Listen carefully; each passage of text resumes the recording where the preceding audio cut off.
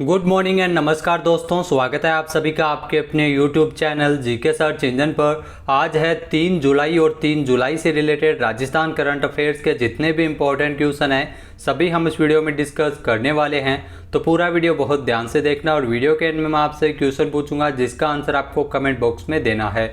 कल के वीडियो में मैंने आपसे क्वेश्चन पूछा था जो था हाल ही में एमएसएमई के क्षेत्र में उल्लेखनीय कार्य करने के लिए पीएम मोदी द्वारा किस जिला कलेक्टर को सम्मानित किया गया था। तो प्रधानमंत्री नरेंद्र मोदी ने करौली जिला कलेक्टर को सम्मानित किया था एमएसएमई के क्षेत्र में उल्लेखनीय कार्य करने के लिए। ए ऑप्शन इसका बिल्कुल सही था। जिन दोस्तों ने ए ऑप्शन कमेंट बॉक्स में सही जवाब दिया था उनको हार्दिक शुभकामनाएं।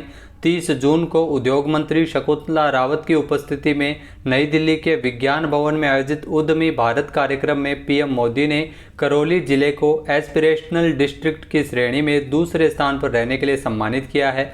करौली के जिला कलेक्टर अंकित कुमार सिंह को नवाजा गया था। एमएसएमई के क्षेत्र में उल्लेखनीय कार्य करने के लिए 26 श्रेणी के पुरस्कारों में राजस्थान को विभिन्न 4 श्रेणियों में पुरस्कार मिले हैं। इस दौरान अशोक पारिक और अनिता लूनिया को भी विभिन्न श्रेणियों में उल्लेखनीय कार्य करने के लिए सम्मानित किया गया था। आपको बता दें कि राज्य के सिरोही, धौलपुर, जैसलमेर, करौली जिले को एस्पिरेशनल डिस्ट्रिक्ट कार्यक्रम के तहत चुना गया था, जिसमें करौली ने बेहतरीन प्रदर्शन करते हुए दूसरा स्थान हासिल किया था। तो 27 जून को अंतर्राष्ट्रीय एमएसएमई दिवस भी मनाया जाता है। चलिए स्टार्ट करते हैं आज के करंट अफेयर्स। पहला क्वेश्चन है, हाल ही में राज्य विधिक सेवा प्राधिकरणों का 18वां अखिल भारतीय सम्मेलन कहां आयोजित होगा। तो ध्यान रखना, राजस्थान में राज्य विधिक सेवा प्राधिकरणों का जो 18वां अखिल भारतीय सम्मेलन है इसका आयोजन राजस्थान की राजधानी जयपुर में किया जाएगा, यानी सी ऑप्शन इसका बिल्कुल सही है। आइए जानते हैं इंपॉर्टेंट फैक्ट्स। तो राज्य विधिक सेवा प्राधिकरणों का जो 18वां अखिल भारतीय सम्मेलन है वो 16 और 17 जुलाई को जयपुर में आयोजित किया जाएगा। अतिरिक्त मुख्य सचिव गृह विभाग के जो अभय कुमार ने प्रस्तावित सम्मेलन की तैयारियों के संबंध में बैठक में विभिन्न विभागों और अधिकारियों को पूर्ण समन्वय के साथ करवाने के निर्देश जारी किए हैं। संबंधित विभागों के उच्च अधिकारियों को सम्मेलन के आयोजन हेतु पुख्ता तैयारियां करने के निर्देश जारी किए हैं। तो राज्य विधिक सेवा प्राधिकरणों का ये 18वां अखिल भारतीय सम्मेलन है जो राजस्थान की राजधानी जयपुर में 16 से लेकर 17 जुलाई को आयोजित होगा। नेक्स्ट है, हाल ही में बांसवाड़ा जिले के किसानों को सिंचाई परियोजनाओं के लिए सीएम अशोक गहलोत द्वारा कितने करोड़ रुपए के प्रस्ताव का अनुमोदन किया गया है। तो राजस्थान के मुख्यमंत्री अशोक गहलोत ने बांसवाड़ा जिले में किसानों को सिंचाई परियोजनाओं हेतु 2629 करोड़ रुपए के प्रस्तावों का अनुमोदन किया है, यानी बी ऑप्शन इसका बिल्कुल सही है। आइए जानते हैं इंपॉर्टेंट फैक्ट्स। तो राजस्थान के मुख्यमंत्री अशोक गहलोत द्वारा राजस्थान के बांसवाड़ा जिले के किसानों को सिंचाई के लिए 2629 करोड़ रुपए की परियोजनाओं का अनुमोदन किया है। माही परियोजना से अपर हाई लेवल नहर के लिए 2500 करोड़ रुपए की स्वीकृति प्रदान की गई है। परियोजना में 121 अतिरिक्त गांवों को कमांड क्षेत्र के रूप में शामिल किया गया है। इसके अलावा बांसवाड़ा में ही 338 गांवों के 41,903 हेक्टेयर क्षेत्र में सिंचाई सुविधा की जाएगी उपलब्ध और साथ ही साथ 105 किलोमीटर लंबी नहर का निर्माण भी इसमें किया जाएगा।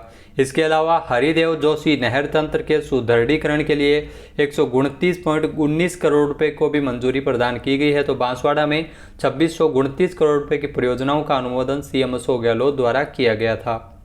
नेक्स्ट क्वेश्चन है, हाल ही में किस राज्य के सरकारी स्कूलों में शनिवार को नो बैग डे का आयोजन किया गया था। तो ये आप ध्यान रखिएगा, राजस्थान सरकार द्वारा जो सरकारी स्कूलों में नो बैग डे का आयोजन है वो प्रत्येक शनिवार को किया जाता है, यानी सी ऑप्शन इसका बिल्कुल सही है। आइए जानते हैं इंपॉर्टेंट फैक्ट्स। तो राजस्थान के मुख्यमंत्री अशोक गहलोत द्वारा जो पिछले बजट में घोषणा की थी जिसमें हर शनिवार को नो बैग डे का आयोजन है वो राजस्थान में किया जाएगा स्कूलों में। 2 जुलाई को विभागीय निर्देशानुसार नो बैग डे के तहत इस शैक्षणिक सत्र के पहले शनिवार को समस्त सरकारी विद्यालयों में विद्यार्थी बिना स्कूली बस्ते के साथ पहुंचे थे और शिक्षकों के सहयोग से विभिन्न गतिविधियों को भी संपादित किया गया था। पहले शनिवार की जो इस सत्र की थीम रखी गई है जो राजस्थान को जानो के तहत शिक्षकों ने जहां विद्यार्थियों को राजस्थान की भौगोलिक और सांस्कृतिक विशेषताओं के बारे में बताया था। साल 2022-23 के जो सप्ताह में प्रत्येक शनिवार को बस्ता मुक्त दिवस यानी नो बैग डे का आयोजन है वो किया जा रहा है। इस नो बैग डे के तहत प्रत्येक शनिवार को अलग अलग गतिविधियां आयोजित की जाएगी। नेक्स्ट है, राजस्थान में वाइल्ड लाइफ सर्विलांस परियोजना के विस्तार हेतु साल 2022-23 के लिए 15.30 करोड़ रुपए के बजट को मंजूरी किसने प्रदान की है? तो राजस्थान में वाइल्ड लाइफ सर्विलांस परियोजना हेतु जो बजट 2022-23 में 15.30 करोड़ रुपए की बजट को मंजूरी सीएम अशोक गहलोत द्वारा प्रदान की गई है, यानी बी ऑप्शन इस क्वेश्चन का बिल्कुल सही हो जाएगा। आइए जानते हैं इंपॉर्टेंट फैक्ट्स। तो राजस्थान के मुख्यमंत्री अशोक गहलोत ने वाइल्ड लाइफ सर्विलांस परियोजना हेतु इसके विस्तार के लिए साल 2022-23 के लिए 15.30 करोड़ रुपए के बजट को मंजूरी प्रदान की गई है। वन्य जीवों के संरक्षण तथा उसके संवर्धन के लिए राज्य सरकार की प्रतिबद्धता के अनुरूप ही मुख्यमंत्री अशोक गहलोत द्वारा राजस्थान में यह निर्णय लिया गया है। इससे परियोजना के उचित क्रियान्वयन के साथ ही वन्य जीवों की बेहतर मॉनिटरिंग है वो की जा सकेगी। नेक्स्ट है, राजस्थान में वरिष्ठ नागरिक तीर्थ यात्रा योजना के तहत यात्रा के लिए आवेदन की अवधि को कब तक के लिए बढ़ाया गया है?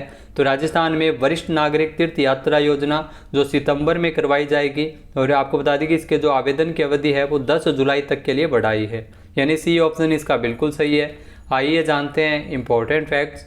तो राजस्थान सरकार द्वारा जो राजस्थान में वरिष्ठ नागरिक तीर्थ यात्रा योजना के तहत राज्य सरकार इस साल 20,000 वरिष्ठ नागरिकों को तीर्थ यात्रा करवाएगी। इसमें से 18,000 यात्रियों को रेल और 2,000 यात्रियों को हवाई यात्रा भी करवाई जाएगी। अब यात्रा के लिए 10 जुलाई तक आवेदन है वो किया जा सकेगा। पहले आवेदन की जो आखिरी तारीख वो 30 जून थी, जिसे हाल ही में बढ़ा के 10 जुलाई तक किया गया है। भारत के कई प्रमुख तीर्थ स्थलों की यात्रा इसमें रेल मार्ग के माध्यम से करवाई जाएगी, जबकि हवाई यात्रा सिर्फ एक होगी जो नेपाल में पशुपतिनाथ मंदिर जो काठमांडू की यात्रा है वो करवाई जाएगी। इसके अलावा यात्रा की शुरुआत सितंबर माह में होगी।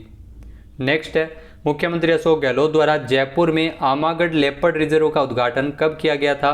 तो सीएम अशोक गहलोत ने राजस्थान की राजधानी जयपुर में आमागढ़ लेपर्ड रिजर्व का उद्घाटन है वो 22 मई को किया था, यानी सी ऑप्शन यहाँ पर बिल्कुल सही है। अंतर्राष्ट्रीय जैव विविधता दिवस के अवसर पर 22 मई को राजस्थान में जयपुर में आमागढ़ लेपर्ड रिजर्व का उद्घाटन किया गया था। आइए जानते हैं इंपॉर्टेंट फैक्ट्स। तो राजस्थान के मुख्यमंत्री अशोक गहलोत ने जयपुर में आमागढ़ लेपर्ड रिजर्व का उद्घाटन अंतर्राष्ट्रीय जैव विविधता दिवस के अवसर पर 22 मई को किया गया था। देश का पहला ऐसा रिजर्व होगा जहां एक साथ 4 सफारी संचालित की जाएगी। उद्घाटन के बाद सफारी लोगों के लिए यहां पर शुरू कर दी जाएगी।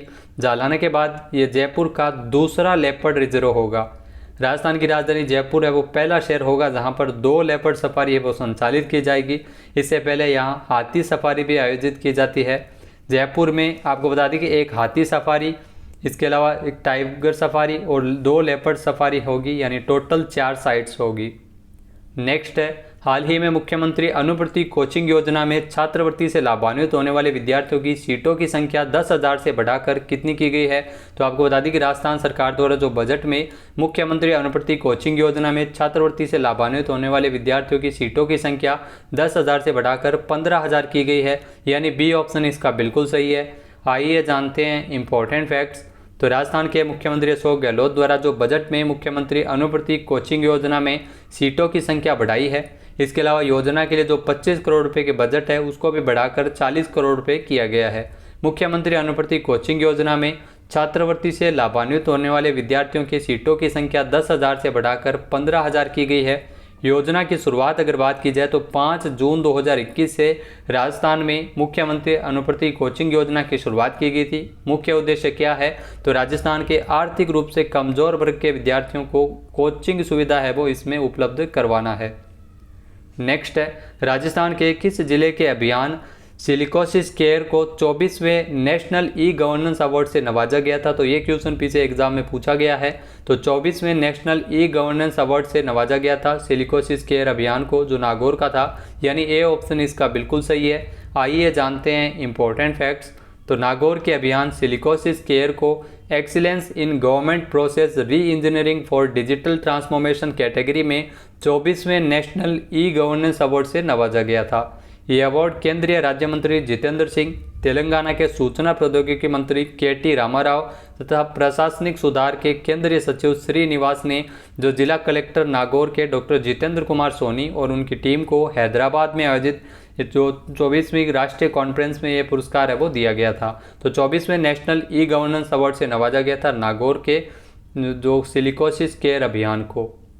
नेक्स्ट क्वेश्चन है, हाल ही में इजराइल के नए प्रधानमंत्री कौन बने हैं? तो ध्यान रखना, इजराइल के नए प्रधानमंत्री बन गए हैं यायर लैपिड, यानी ए ऑप्शन इसका बिल्कुल सही है जो आपको तस्वीर में दिखाई दे रहे हैं। यायर लैपिड ये इजराइल के नए प्रधानमंत्री बने हैं। आइए जानते हैं इंपॉर्टेंट फैक्ट्स। तो यायर लैपिड है वो इजराइल के 14वें प्रधानमंत्री बन गए हैं। तो ये इंपॉर्टेंट क्वेश्चन है, ज़रूर आप ध्यान रखिएगा। 14वें प्रधानमंत्री बने हैं इजराइल के। ये अनुभवी पत्रकार है जिन्होंने अब विघटित गठबंधन में एक वैकल्पिक प्रधानमंत्री के रूप में भी कार्य किया है। वह अपने कार्यकाल का नेतृत्व करने के लिए किसी महिला को नियुक्त करने वाले पहले इजरायली प्रधानमंत्री भी बने हैं। नफ्ताली बेनेट इजराइल के वैकल्पिक प्रधानमंत्री के रूप में सरकार में बने रहेंगे जो वर्तमान में प्रधानमंत्री थे। और यायर लैपिड है वो इजराइल के 14वें नए प्रधानमंत्री बन गए हैं। नेक्स्ट क्वेश्चन है, हाल ही में विश्व खेल पत्रकार दिवस कब मनाया गया है?